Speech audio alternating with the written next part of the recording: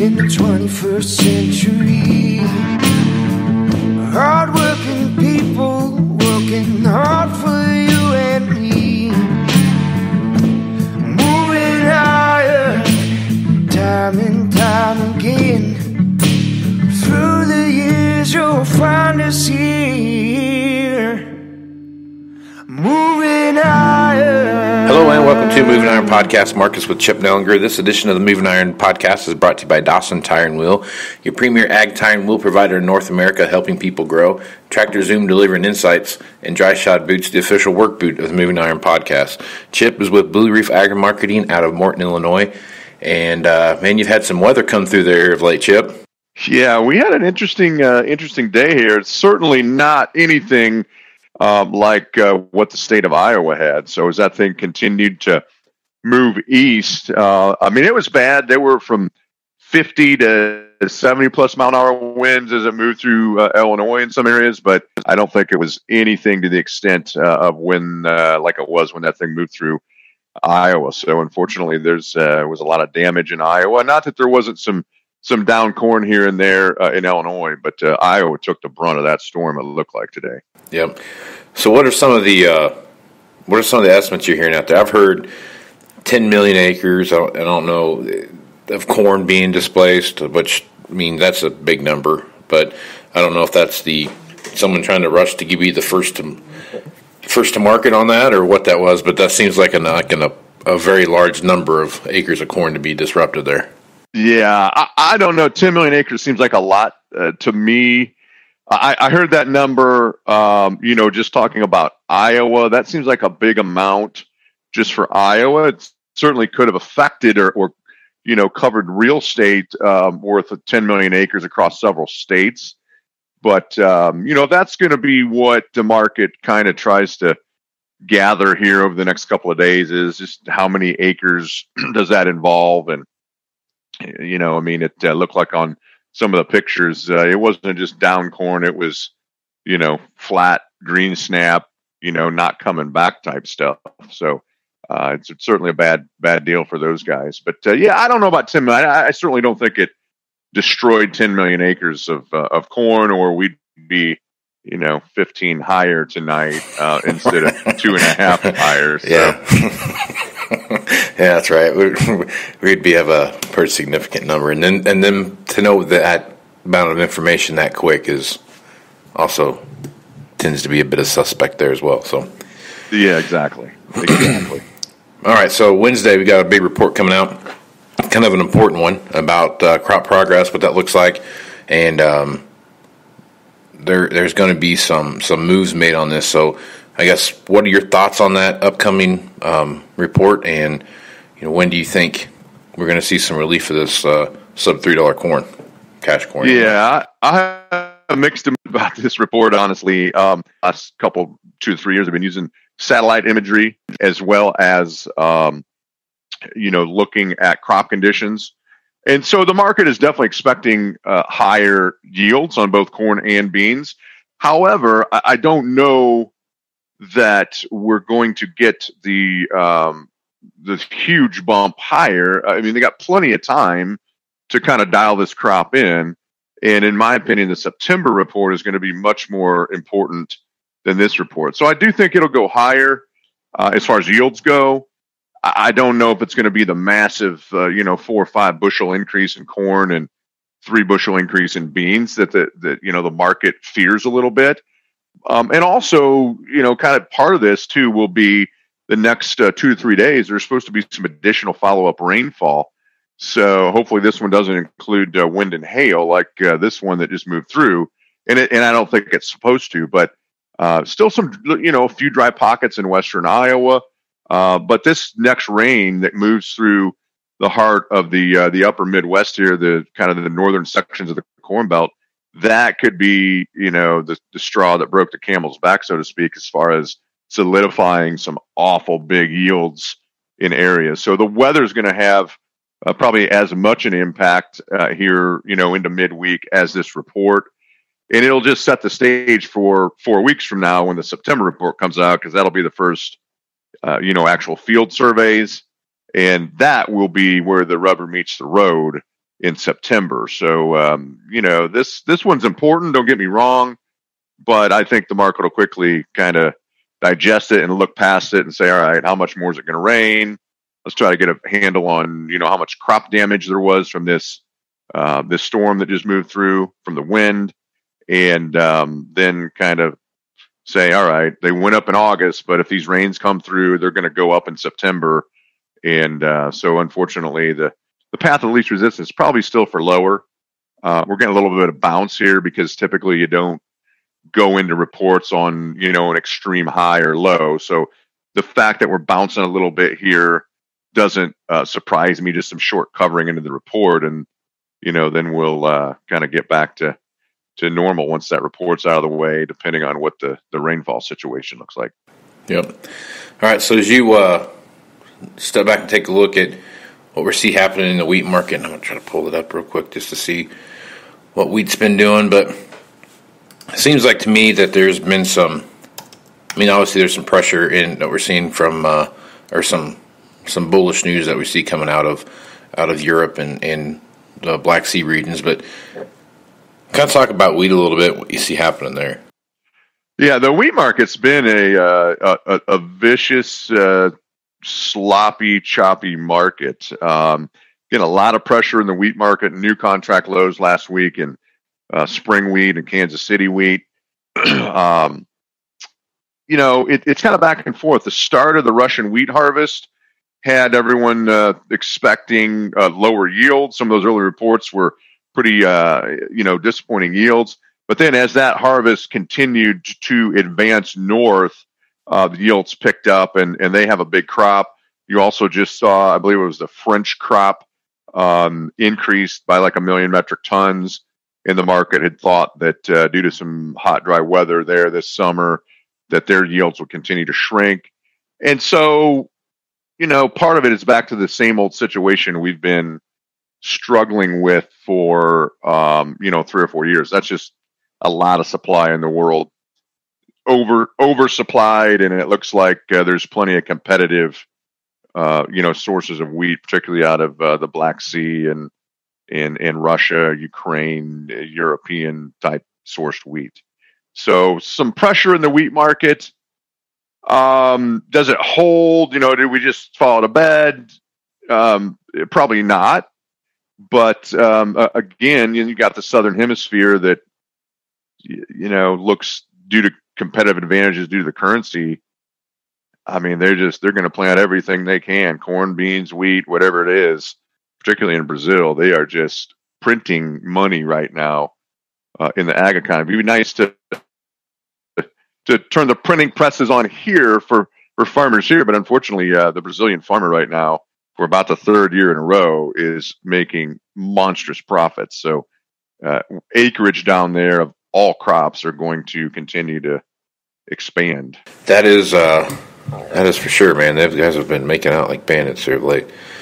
Let's talk about China, some of the stuff we see happen over there. So they're, having record rainfall. We got the Three Gorges Dam that could, I guess, break any day. Typhoon type. This is like their 3rd typhoon to come through there and flood the area, which has been spurring in quite a bit of buying. China's been coming to the table quite a bit and buying some stuff. What's your thoughts there? I mean, like we talked about last time, the market still hasn't reacted to what they've been doing. So, when do you think they will react to what they're doing? Well, I'm not so sure that the market hasn't been reacting. It said another way, if they weren't buying the amount that they have been buying, and even this morning, there was another big, I think it was just shy of 700,000 tons of beans sold to China. So my point with that is maybe that is providing support. If they weren't buying, beans could be 60, 80 cents lower and corn 20 cents lower if they haven't been buying the amounts that they have been. And so that is, I think, providing some support. The market's a little bit nervous that, number one, we've got this meeting that's supposed to be coming up here on the 15th to kind of, which was written into that phase 1 deal, kind of the check-in to see the progress and how much they've been buying. And they have been buying a lot, but I think some of the data would indicate that they're still not to the pace they need to be at this point to hit the numbers that were laid out in the phase one trade deal. So they're still a little bit behind the pace they need to be. It seems like every day or every other day we're seeing new sales, especially beans to China. That's all new crop stuff. It's not for immediate delivery. So there's concern that, on the one hand, it just seems like every day the relations get worse with China, not just U.S. and China, but other countries across the world as well. China's continuing to crack down on Hong Kong. They arrested some people today and kind of took over some of the news services there, and so they're cracking down on the freedoms in Hong Kong. And so throw that all into the melting pot here, and I think the market is a little bit fearful that eventually that is a big retaliation point if China just says, hey, we've had enough of the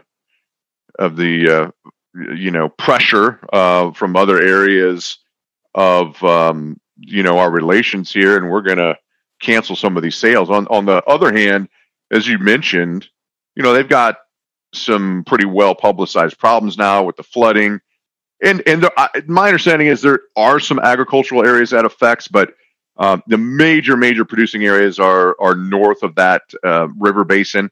But they still have some issues out there. And so I think they do have a real demand for some of our products. Obviously corn, beans, wheat to a lesser extent. And so I think that's a good thing. I think they have a real appetite for it and a real need right now. But dangling out there also is this what we talked about in the Southern Hemisphere, and all estimates are 3 to 5% increase in Brazil on planted acreage down there for beans. So 6 months from now, that's what we're going to face is unless there's a production problem down there, a massive supply of cheaper sourced beans out of Brazil. So how long are we going to garner this business? It's now through about the end of January typically. And so it's good to have it, but it's going to be fleeting. And so fingers crossed they continue to buy, not only buy, but then start taking those shipments once new crop comes. And that'll be a little bit of a sigh of relief if they follow through and start, loading vessels and offloading those beans and the corn that they've purchased in the ports in China. Thursdays, we have those export reports that come out and what those look like, and those.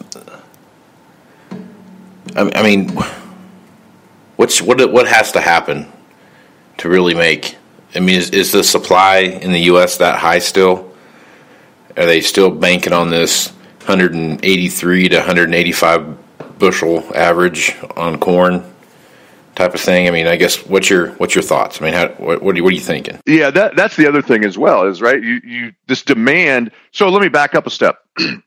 I don't know the number on corn. I don't have the sheet right in front of me, but the bean total demand number for new crop is already 400 million bushels higher than a year ago. So some of this is already baked in to the demand, right? So we need to see these sales. The corn number is quite a bit higher as well, total demand from a year ago. So you've got that bar that's raised really high. And in the same breath, we've got our supply, what looks like, due to some of these rains, these late rains in July, and now, some decent coverage in August, and more rains coming, it looks like. It looks like that we have the makings for big crops. So the supply is partially swallowing up some of this demand that we're seeing. And to make matters worse, they have the bar so high coming into this marketing year, this crop year, that we need to see these sales. So, we're talking about some pretty lofty goals. And if that pace slows, or if we end up with a 53 plus bushel national bean yield and a 182, 183 national average corn yield, all of a sudden that extra supply just kind of swamps the demand, and it goes right to the bottom line, and we see our carryouts increase.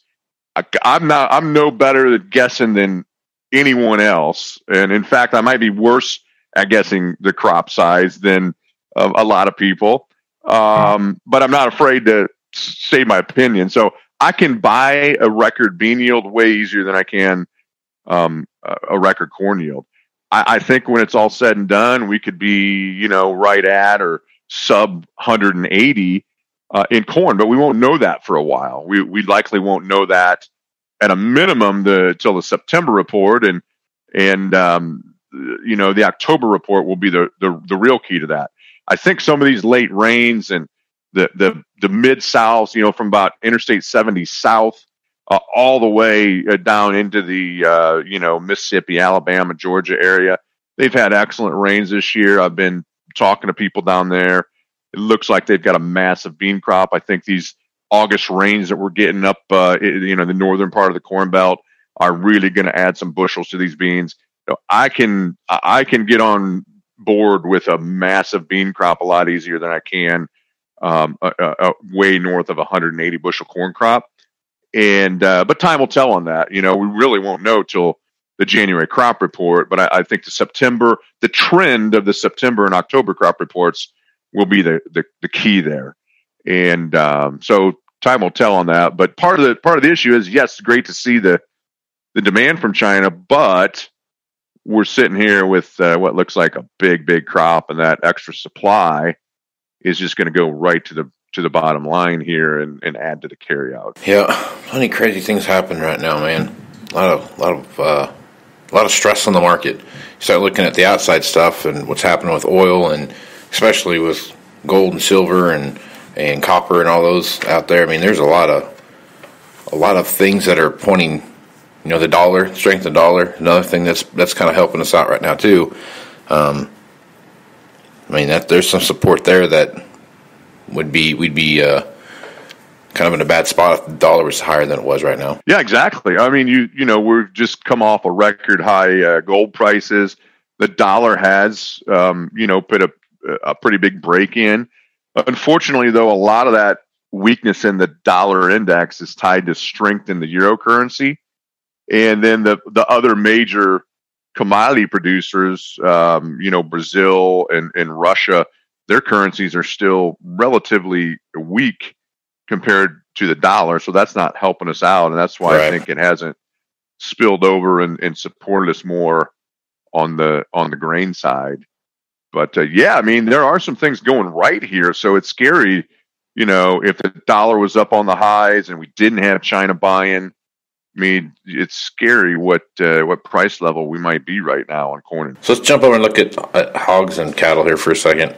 Kind of choppy a little bit. I mean, the last couple of weeks there have been some ups, some serious ups when you start looking at stuff, but there's also been some pretty sideways trading in that time frame. So I guess as you look at those two markets, what are your thoughts there and kind of where you see that going? Casey, I had an internet problem here, and a lot of that question was garbled. Can you repeat that?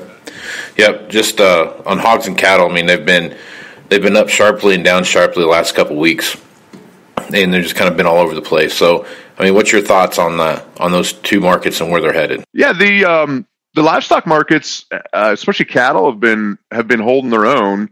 Part of the issue here is we've really had a change in the basis structure in cattle, and meaning for months and months we had the cash market way above the futures, 12 to close to $20 above at points, and that really helped. That allowed, when there's friendly news, that allows the futures to rally a lot easier. Now we've got the opposite, right? Where the cash market is a couple dollars behind the futures market. And so that's why it's been a slow grind. The market acted well today. We're about probably, at least in the October contract, $1 off the recent highs. And so I think things are looking good for maybe some further gains in here. Box beef has come up a little bit. The cash market just continues to slowly grind higher. And so I think for the foreseeable future, you've got a little more upside in the cattle market. Feeder cattle have put a big rally in, and they've kind of led the way here. So I like where the cattle complex is. I would think that you could see another $3 to $5 in cattle, and at which point I think you have to really start taking action. There's a lot of risks to this as well, with this COVID continuing to cause problems, and an expectation that it's going to increase as cooler weather comes this fall and winter. So we've got some real issues with the restaurant industry and the food side of things there. So there are some risks to the market, but I do like where we're at. The hog market finally saw some strength today. Not sure entirely what that was about, but it's good to see. And so we're at several week highs here in hogs, and they've got some well publicized issues there as far as just oversupply. I mean, we have just ratcheted up supply for many years in a row, and we're just seeing the effects of that, and it's hard for this market to rally. I do think, in talking to producers, we're not fully back to 100% from this COVID slowdown, and so there's still some capacity issues out there. I get a sense in talking to people, unfortunately, that there is going to be some liquidation out there. It's going to be slow to happen, though, because we have a capacity issue in getting all the animals through the pipeline. And so the deferred hogs, I think, are in good shape right now. But unfortunately, we still just have a massive supply. And it's good to see that we continue to sell a lot every week on the pork side. Beef sales have really been a little bit lacking as far as exports go. Pork has been really good, helped along a lot by China, but Mexico's in there every week, and Japan, some of these other strong trading partners that we have on top of China. But pork sales have been really good. That's helping.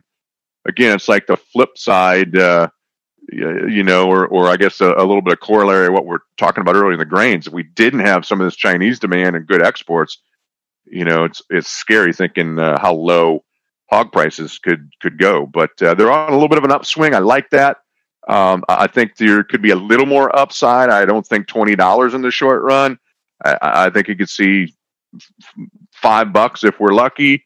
But I do like the deferreds. Eventually, we're going to see some liquidation, and the effects of a lot of that liquidation. There's been a lot of sow slaughter through this whole COVID mess.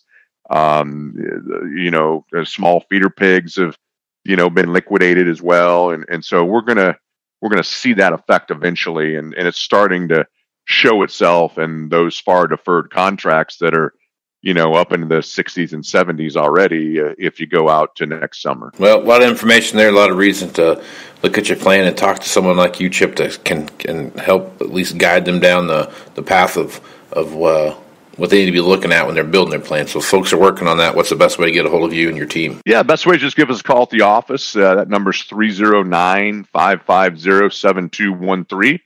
And we would love to chat with you and talk about how you might improve your marketing plan and the execution of that. All right, thanks, Chip. I'm Casey Seymour with Moving Iron Podcast. Make sure to check me out on Facebook, Twitter, and Instagram. Also LinkedIn for all the latest podcasts when they come out. Check out Moving Iron LLC .com for all of the latest Moving Iron news, and check out the Global Ag Network and the great podcasters out there. So until next time, I'm Casey Seymour with Chip Nellinger. Let's go move some iron, folks. Out. Moving iron in the 21st century. Hard-working people working hard for you and me. Moving iron time and time again. Through the years you'll find us here.